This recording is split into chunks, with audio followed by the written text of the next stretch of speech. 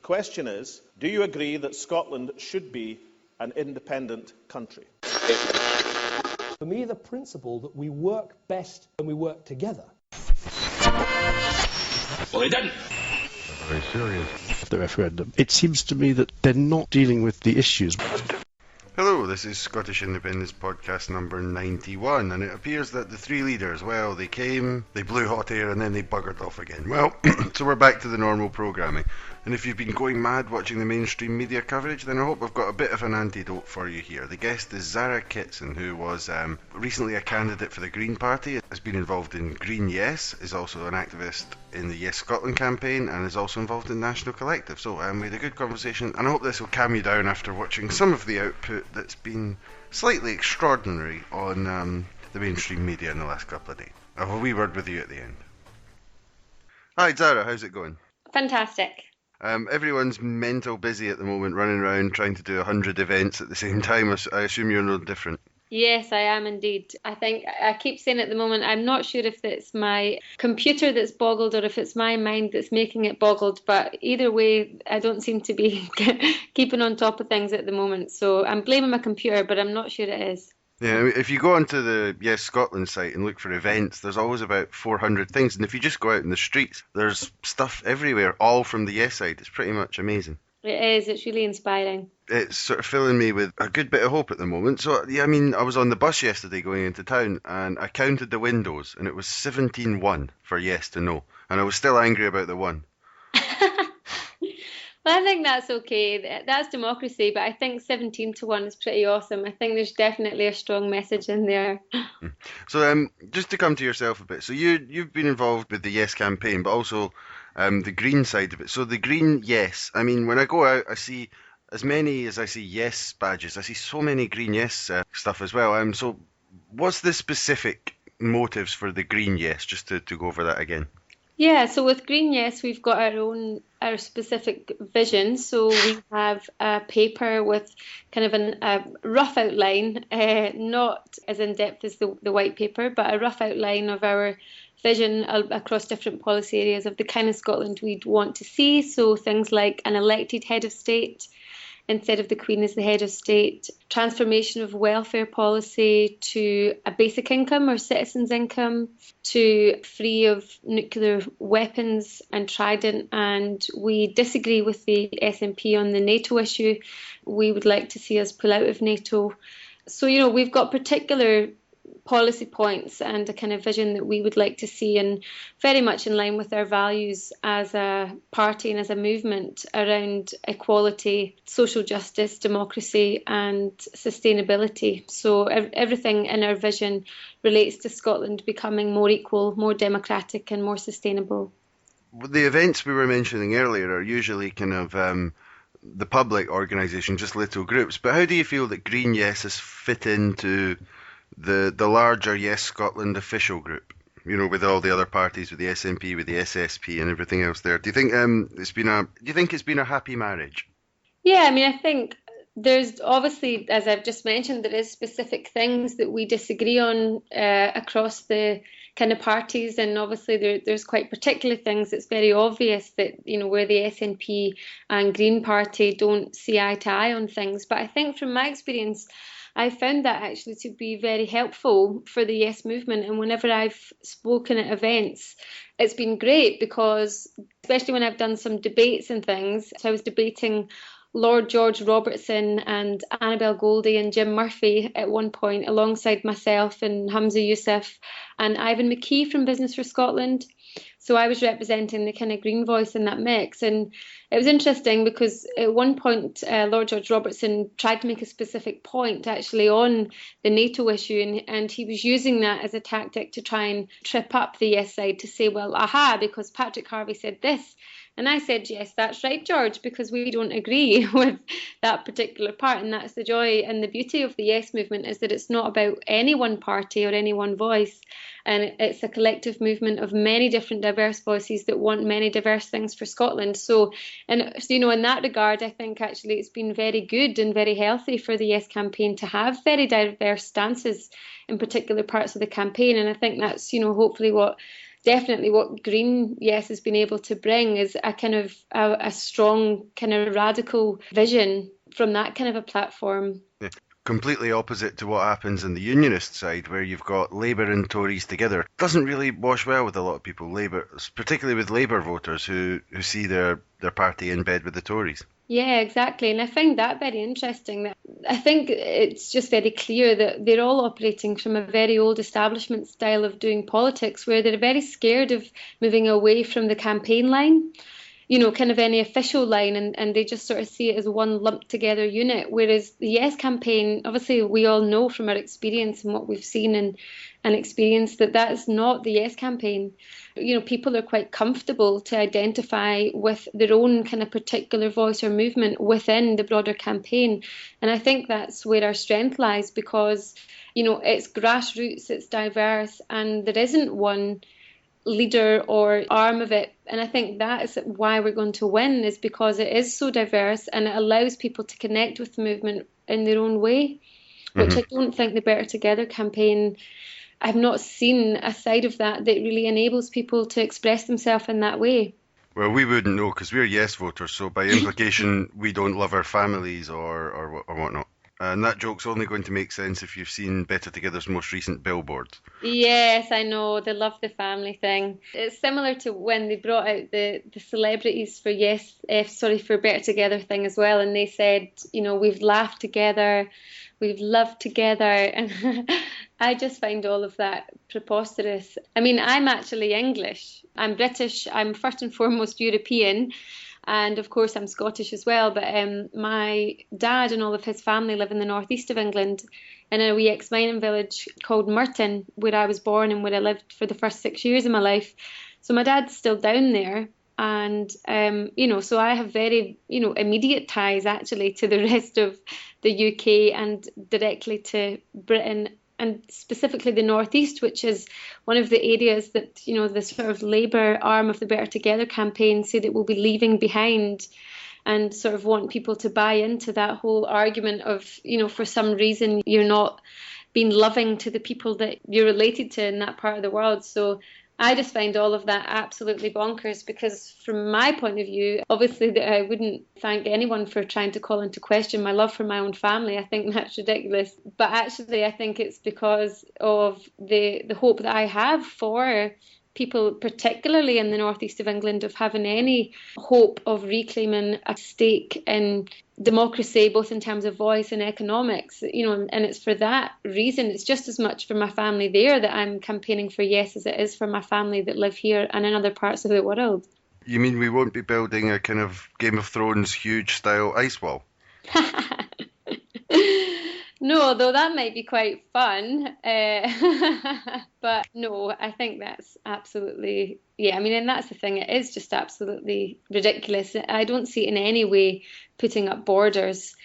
Quite the opposite, actually. I see it as a way for us to break down borders, for us to join the world. I think, if anything, you know, it's the UK that's putting up borders to many people actually at the moment, and specifically Westminster as an institution.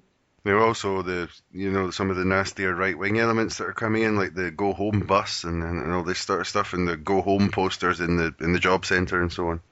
Yeah, it's really concerning, actually. And I think that's where, you know, as an internationalist, as a European, as pro-free movement of people, and understanding, actually, the benefits that having a really diverse population brings to everyone, not just in terms of the economy, but in terms of, you know, health and happiness. It's something that I feel very strongly about protecting, actually, and I think that a yes vote is a very definite way for us to ensure that we can develop a more positive narrative around migration and immigration. Yeah, absolutely, and also stop buying the Daily Mail.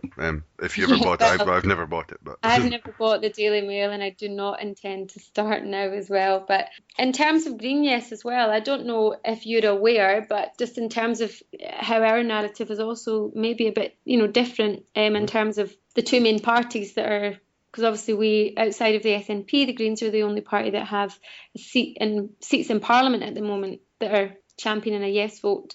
But we had Natalie Bennett, who's the leader of the Green Party of England and Wales. Mm-hmm. She was up in Scotland this week on Tuesday, and she was speaking at an event speaking about why the Green Party of England and Wales also back a yes vote for Scotland.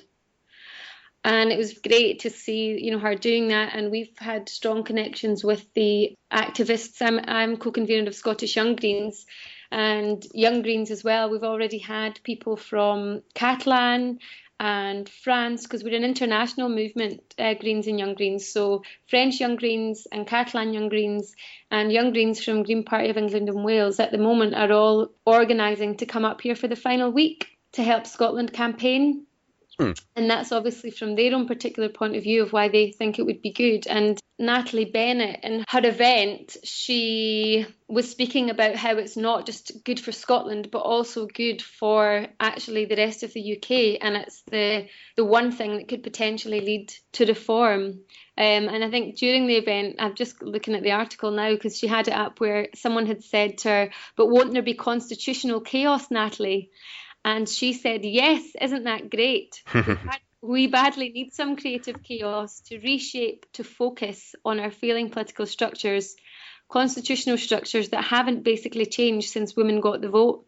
We've got nearly a century's worth of stalled reforms to deliver. So I think that's really fantastic as well, that obviously we're now beginning to see a real building of the movement that goes far beyond the sort of land that is Scotland, but actually the rest of the UK. There's more and more backing behind people seeing the potential actually of this, not just to reform and transform communities here, but also in the rest of the UK, which I think is just so exciting.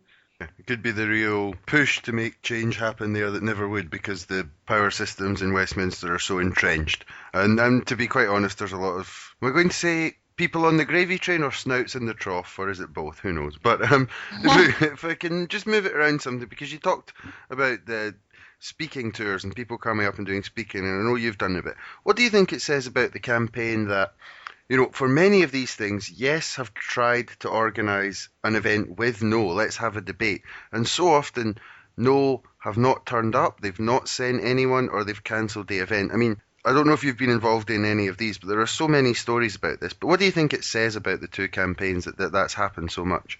Yeah, I think it's a real shame actually, and from what I've certainly heard loads of that, particularly with lots of school debates and lots of places where actually the Better Together campaign know that by not having a Better Together panellist, the event isn't able to go ahead because people organising have to make it a neutral space. So, I think from that point of view, certainly the sort of feeling is, and I think it's very true, is that actually that's kind of a policy or, an approach, a campaigning approach that Better Together have taken, is just to try and shut down the debate. Because I don't think it's that they, maybe it is that they can't find speakers, but I think actually it's more that they've not really trying to, because by not sending along a speaker, obviously then they know that the events won't go ahead. So not only will people not get to hear their side of the argument, but they also won't get to hear the yes side of the argument, which obviously we know is far stronger when people actually get to hear it from the horse's mouth rather than through media, which is definitely not on our side and has not done a great job of getting across the real debate and the real arguments. So, I think that's the key thing. And Better Together know they've got the media in their hands anyway. So in a way, they don't really need to be doing the grassroots thing as much because they've already got control of the media. Whereas for us, obviously from the yes side, the grassroots stuff is the most important part of our campaign. And I think, people are rolling up their sleeves and ready and willing and just taking the debate to wherever they can. I had a great story when I did an event in Falkirk, traditional Labour voting area, Tamfor Hill it was called, and that just came about because the local postie had basically just said to folk, got in touch, and he said that he wanted to host an event, so he got in touch with the Yes campaign and said that he'd love to do something and to put something on. And as I understand from that event, similarly something happened, the same thing happened where he couldn't get engagement from Better Together, but there was strong engagement from the Yes group. And then we had a brilliant event that ended up just being an out and out Yes panel event, but with a range of different Yes speakers, and it was brilliantly attended, and which we were all quite surprised about, because given that it was a kind of, old Labour stronghold area, and but there was strong engagement, people turning out, and the community kind of really thankful that there was something happening. So I think, that's the kind of thing we've seen, is that it's also just ordinary folk making stuff happen. Sometimes it's totally even outside of the campaigns. It's just the public being like, we want something. And I think that's totally brilliant. Yeah, so it's changed the political landscape quite a lot, the fact that so many people have got involved. Because what you're describing there, and also, the way that, for example, Lamont and Sarwar approached the debates, it was simply spoiling tactics. I think in many circumstances we've seen that the tactic of the no side has simply been to spoil the debate rather than engage in it. Yeah, and I think, again, that's just not surprising. It's very disappointing, but it's not surprising because it's the kind of old school paradigm that they're operating from. And that's how they know, it's the politics they know, but it's definitely not the politics we know. And it's not the politics of our generation or, the kind of culture that's brewing at the moment. I think that's what's really exciting, is that the whole thing, it's not even just that it's got the potential to change politics. I think it already has. Yeah. The process has changed the people, and in return, the people are now changing politics. And I think that's only going to grow stronger. That's the most powerful thing, I think. Yeah, it's been an amazing campaign in general for that reason specifically. But okay, so the question I ask everyone on the podcast is, when was it and what was it that made you decide that Scottish independence was the right way to go? When and what? That's a good question. So, to be honest, when I think about when it was, there's not any clear moment where I remember thinking, aha, I'm going to vote yes. But I've not always been a yes voter, and I've not always been politically active. I only joined the Greens 3 years ago. I'm 28 now. I was kind of 25 then.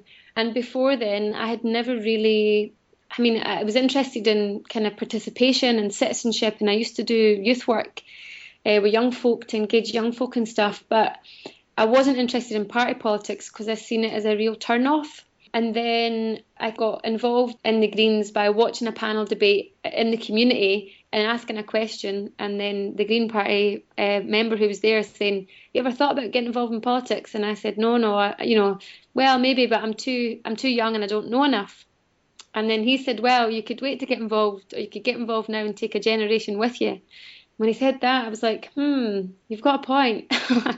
So then I just got involved, and then, it's I've been on an amazing journey since then. And to be honest, it's weird because now I can't imagine my life without politics, because it really has become my life. It's so ingrained in everything that I do now.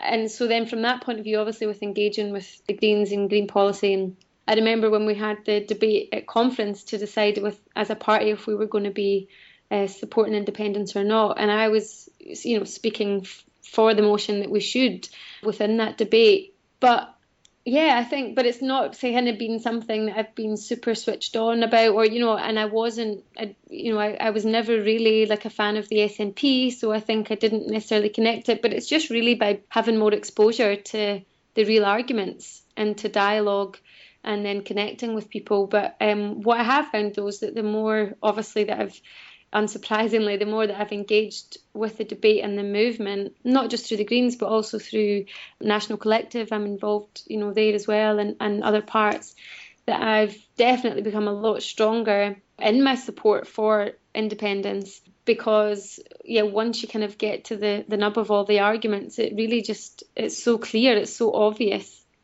Mm-hmm. And I think that's the powerful thing. And I've also learned a huge amount more than I knew before about our country, both in terms of Scotland and the context and culture, and also the UK, and how both of those relate also to the world. And I think I'm not unique in that. I think that's been the experience of most people that have engaged with the campaign. And I think that's really powerful because, once people are informed in that way and consciousness has been raised, then there's not really any going back. But on a kind of more personal note, I'm definitely far from saying that it's because I love my family I vote yes. But in terms of for my mum and my brother and stuff, I'm from a very working class background, ex-mining village. And what's been beautiful about this is that my mum, she's voting for the first time in 17 years.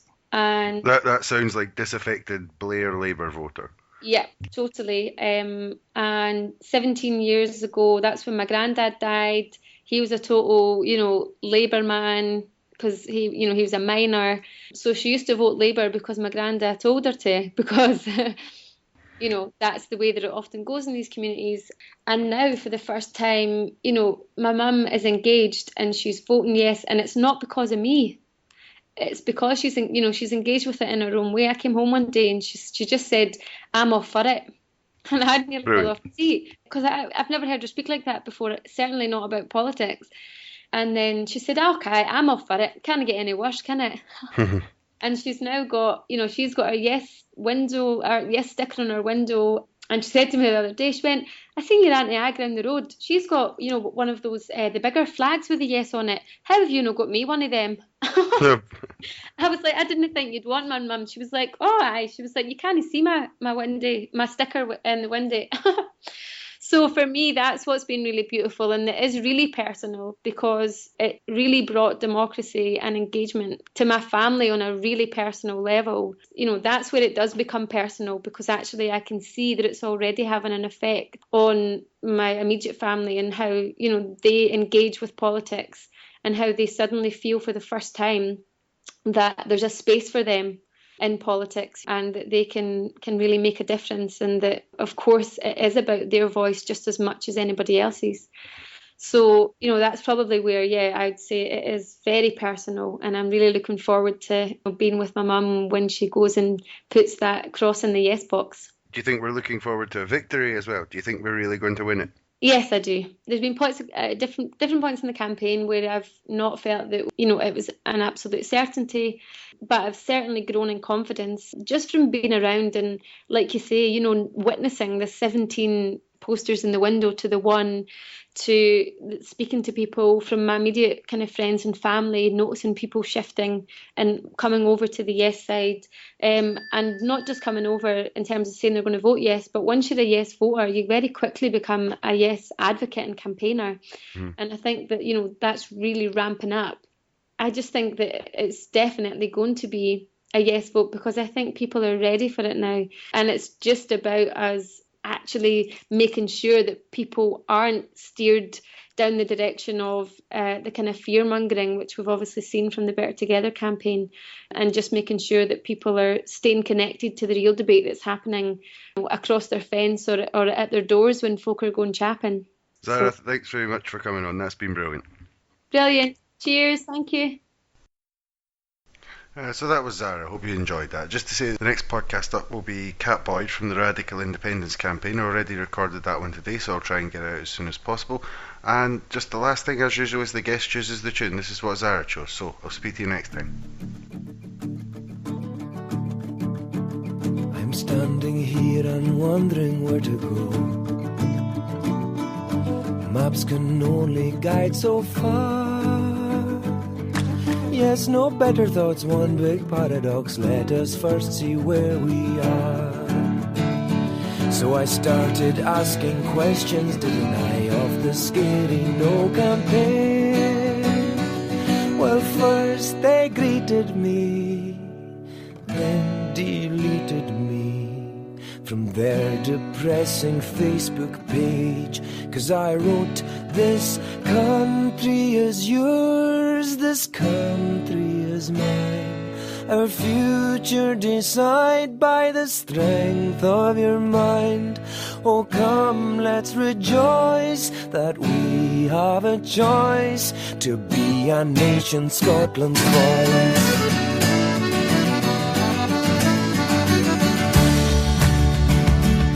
Forgive me, for I thought that we were a peaceful, fair democracy. But I'm finding out Scots votes never count, all we get's hypocrisy.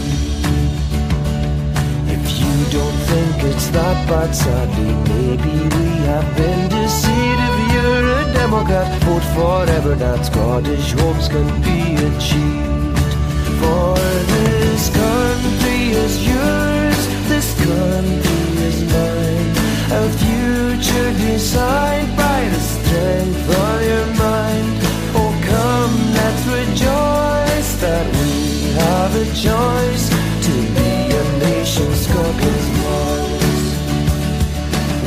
get more than we get out, and we scratch our heads at what we hear. Every penny of our money London has made disappear. You're fired. A comfortable rut is what we're living in. 1 in 5 child poverty. We're poor and needy. Feed the greedy. Be the change you wish to see.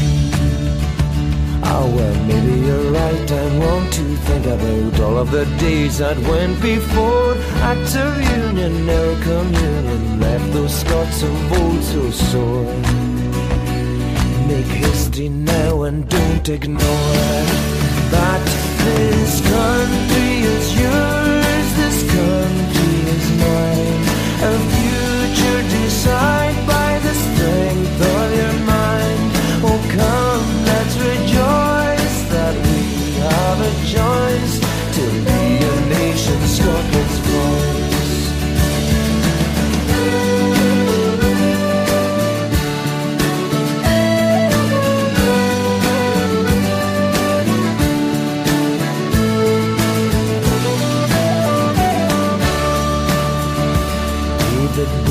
Please don't take it badly, British brother, sister, friend. We hold you dearly and so clearly. Friendship, this is not the end. But September, I'll be gladly voting yes. I know in my heart of hearts, if we don't do it, then we'll regret it when fallen has this house of cards. Imagine better, make a start. Yes, this country is yours, this country is mine. Our future decide by the strength of your mind. Oh come, let's rejoice that we have a choice to be a nation, Scotland's voice. Yes, this country is yours, this country is mine. Our future decide by the strength of your mind. Oh come, let's rejoice that we have a choice to be a nation, Scotland's voice. To be a nation, Scotland's voice. So let us be a nation, Scotland's voice.